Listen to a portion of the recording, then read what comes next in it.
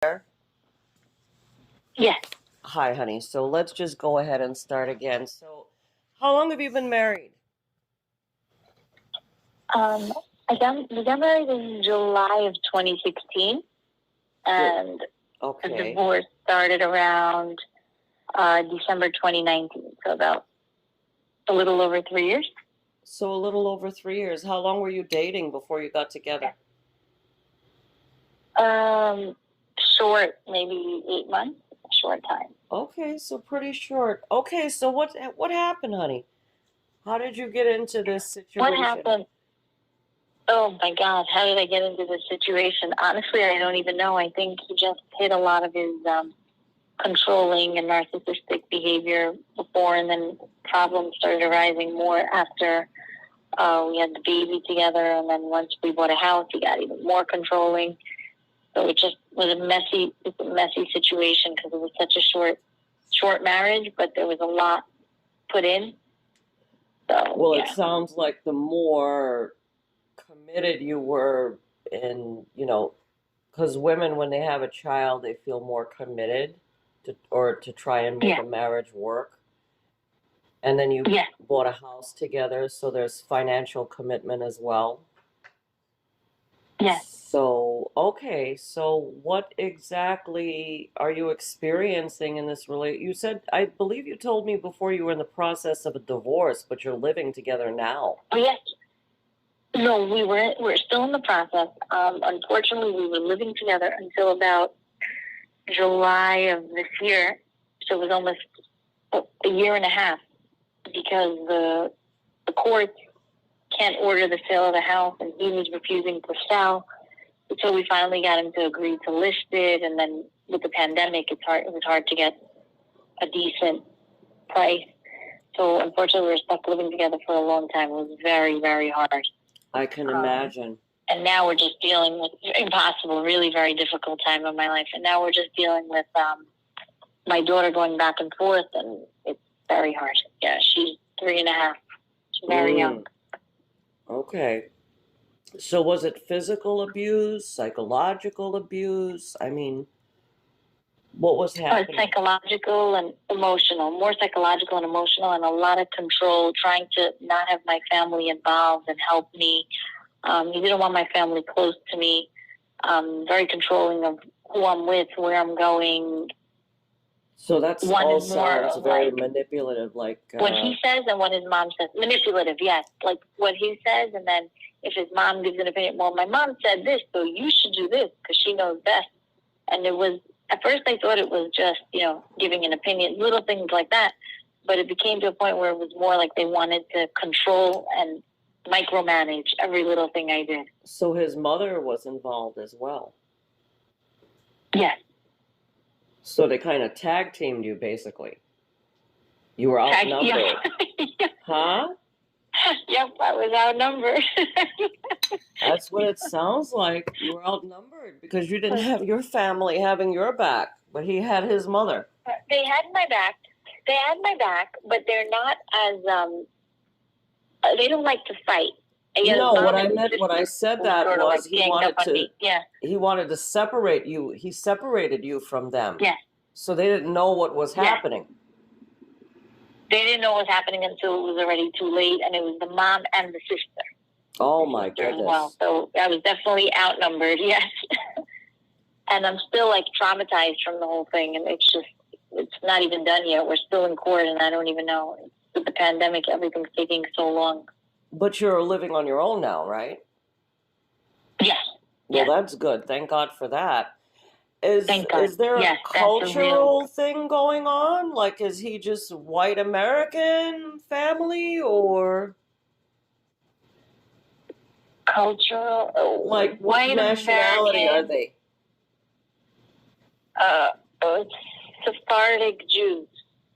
We're Sephardic Jews. What does Sephardic mean? So they have this.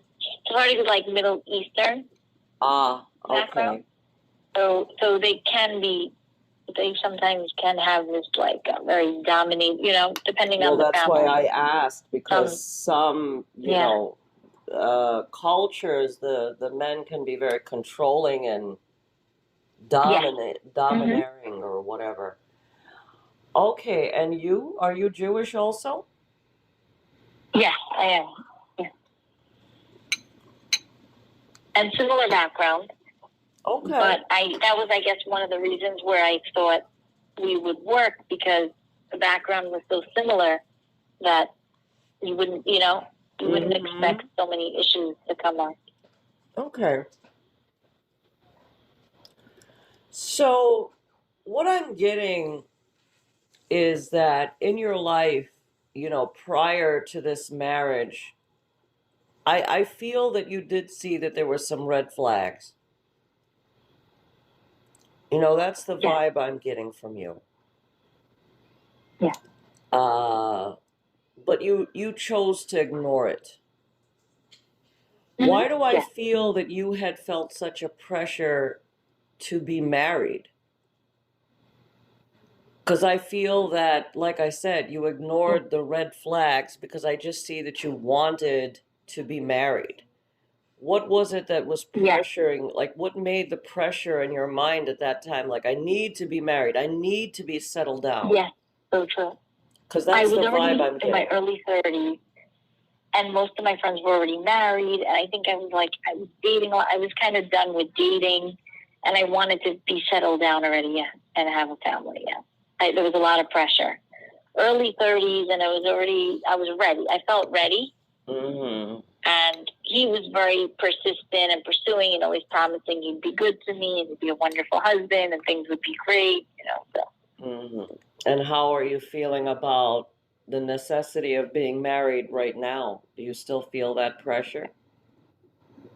Like right pressure now, to be married? think it's important. I think it's important. I think it's nice. But right now, I'm like, so I think I've been through a lot, and I'm trying to just be comfortable in my own skin and be, because there is something nice about having your own little family and being married, but you need the right person, because you can also be so miserable and so unhappy in a marriage. Sure. So basically, you opened up your eyes, because it sounds like in the past it was like biological time clock, maybe peer pressure. But I also sense that you didn't feel loved. I didn't. No. Is that your family that I feel that you didn't get enough love and attention? Because I just feel like you needed to be needed or needed to be loved and didn't get that prior to this marriage. I don't know. My family is very loving. I don't think it's for my family. Maybe it could be because I went through a lot of groups of friends, because as we got older, friends would settle down, and then the group of friends would change. So you just felt alone. How about because I'm also feeling that there was another big disappointment for you in love besides this guy prior to him. I'm trying to think if there was. Was there someone that disappointed you? But there was no engagement or no.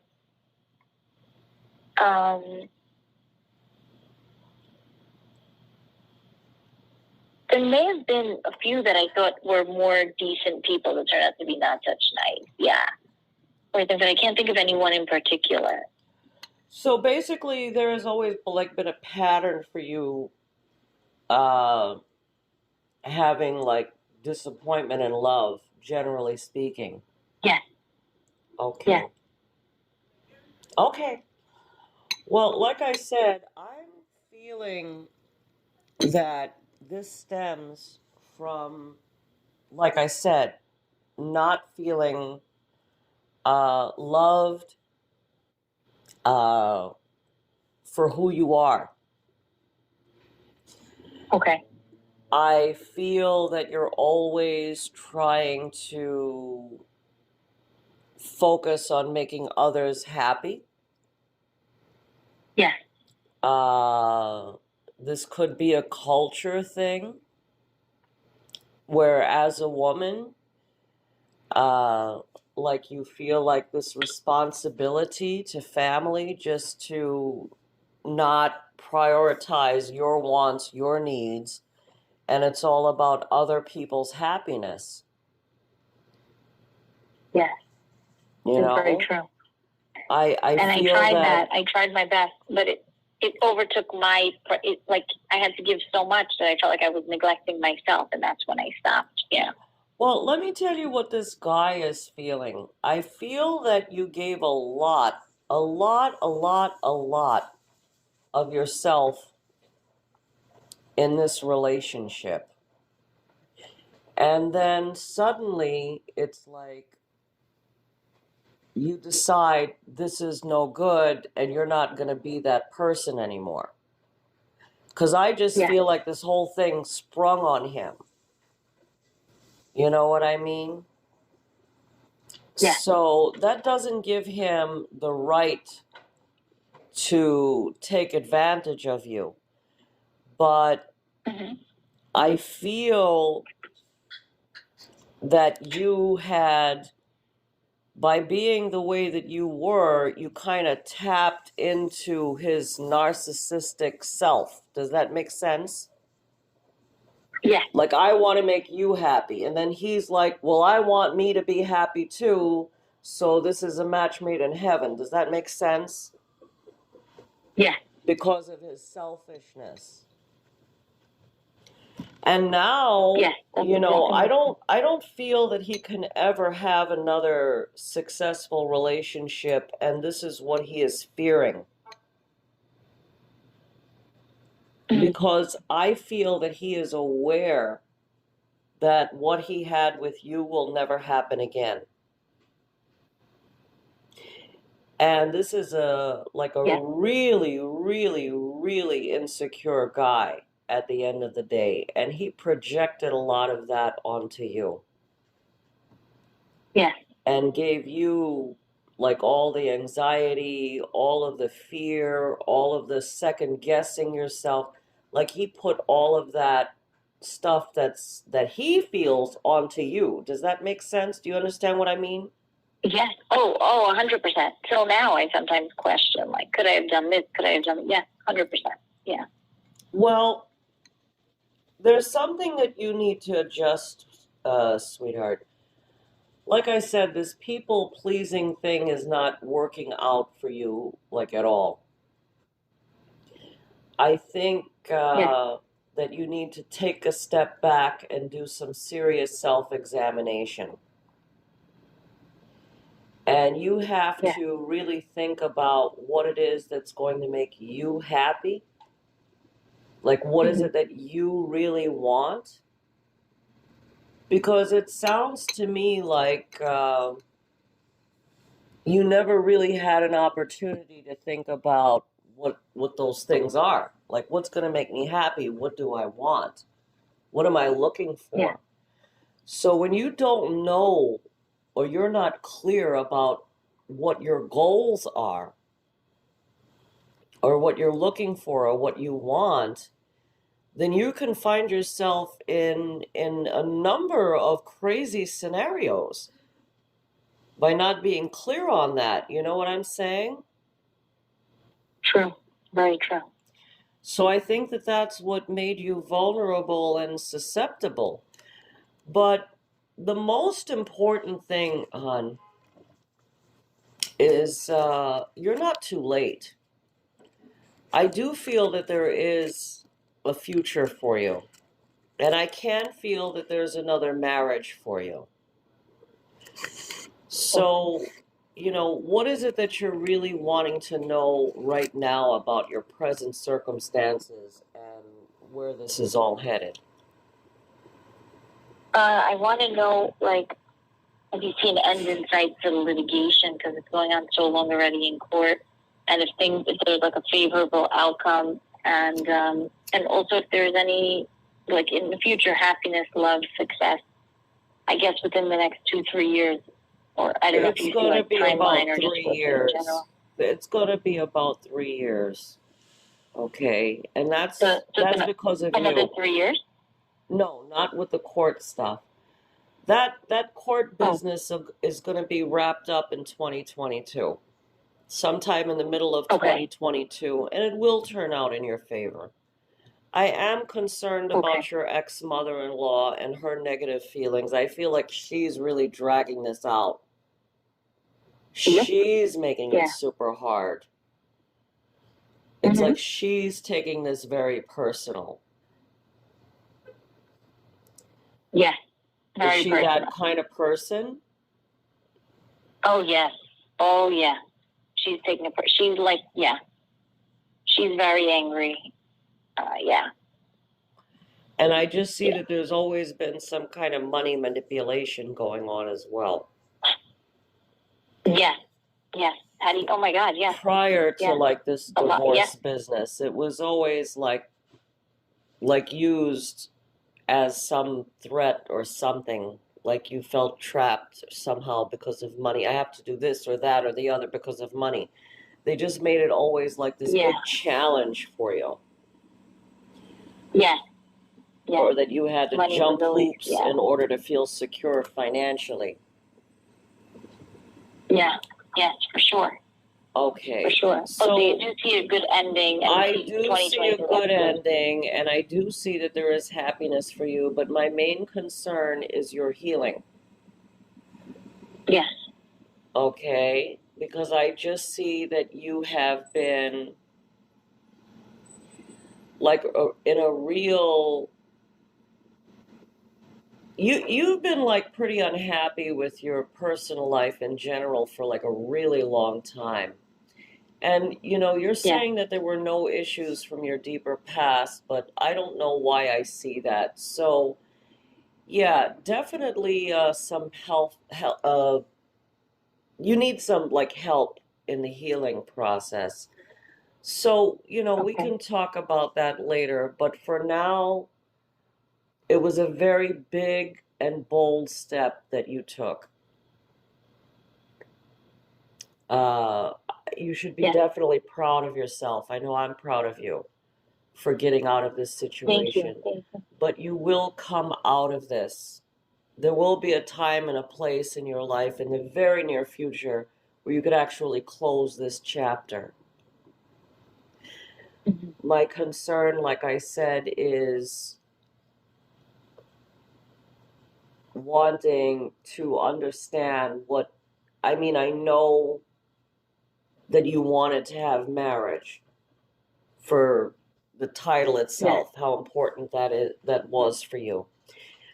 But I am concerned, like I said, about some of the things that were happening to you prior that made you ignore those significant red flags that you knew were off, but you went for it anyway. Yeah. Was there ever like him telling you that he'll find somebody else, or infidelity, or threatening that kind of thing too? No, but in the end, I noticed like I would notice sometimes he would look up girls on Facebook, but no communication. And right after, I found like a condom in his bag. So I think there was infidelity towards the end. I was just very busy home with our daughter, so I wasn't like, thinking or assuming he would go that route. And well, he didn't. Yeah, so I guess he there was. didn't go that route. He's very sneaky, and actually, there was Very no infidelity. He just wanted to lead you to believe that that was happening, as a last-ditch effort to think you might stick around out of jealousy or fear or threat of another woman. Mm-hmm. But do you see him, like, I feel like the litigation for them is kind of a way of holding on to me to bother me. Do you see them moving on, like, between him and his mom and just getting on to someone else? They're going to be forced to. Forgetting me. They're going to be forced to. Yeah. The judge is going to make that happen. Nobody could force you to stay in an unhappy marriage. So, they're using every little thing to annoy you. Yes. Making little things, big things, just to stall and delay. Has he still been trying to reach out to you in the interim? Here and there, about little things, but not so much. Like about the child or whatever, like. Yeah. that sort of Yeah, stuff. but like little like stupidity, like even if I'm just like, seriously, you're just trying to, like little Trying to nonsense. still We made up engage. lies, went in court with lies. Very sneaky, very, very, do you see, like it's a very bad personality, like just not a nice person. I can see, like I said, a lot of selfishness, like something switched in him, and a lot of this negative influence. I'm not, you know, being the devil's advocate here, but his mother is a big problem. Big problem. Yeah. Yeah. So Big actually, what I'd like to happen here is for you and I to do a private reading together sometime this evening. Is that going to be all right? Okay. Yeah, because I feel that there's more to tell that maybe you're not going to be comfortable talking about publicly. Okay. Does that make sense? Okay, sure. Okay, hon. So I will, I guess we'll email and we'll set up a time, okay? Email me the info, sure. Okay, and let me know when this when it comes out so I can hear the Absolutely. when you publish the podcast. Yeah. I will. Okay, hon. Talk to you soon. Okay, great. Bye-bye Talk to you soon. Bye. Thank you. Bye-bye.